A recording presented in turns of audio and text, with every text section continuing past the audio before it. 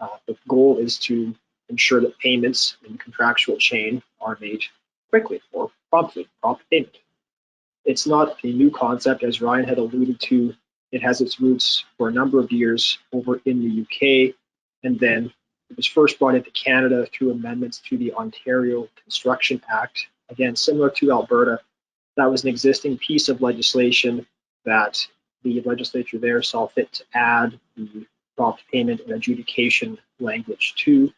And in terms of how this prompt payment is accomplished, again, it's fairly straightforward. There's a legislated or statutory deadline for one party in the construction chain to make payments to another. What that deadline is triggered by can vary depending on the jurisdiction. It has to be some sort of defined event. So for example, it could be if you reach a particular milestone in the construction, a particular number of days, or the approach that's been taken in Alberta, receipt of an invoice, or more accurately, the receipt of a proper invoice as defined in the legislation.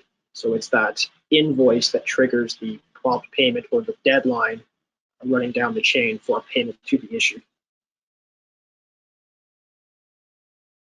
It's really an invoice that identifies specifically what was done and provides a good description of the work and a breakdown of the different components so that the owner can figure out what the invoice is for. So it's not an invoice that says work $100 or $1,000 or whatever.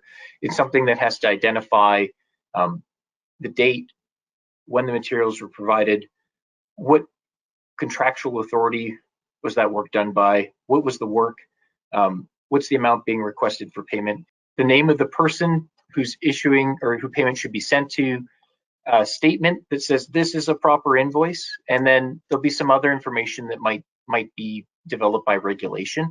I have a suspicion that when it comes to the regulation that the proper invoices will be essentially left alone, and that it'll be what's going to be set out in the statute.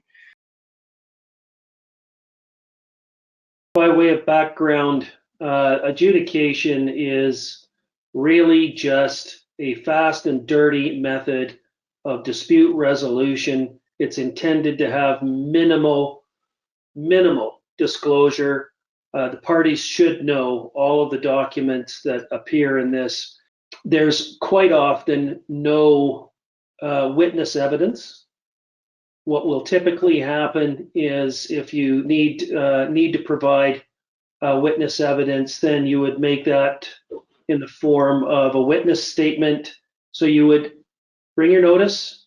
If the owner sends you that pay less notice, which is what they're called, then you're off to the races. The very first step would be to choose your adjudicator.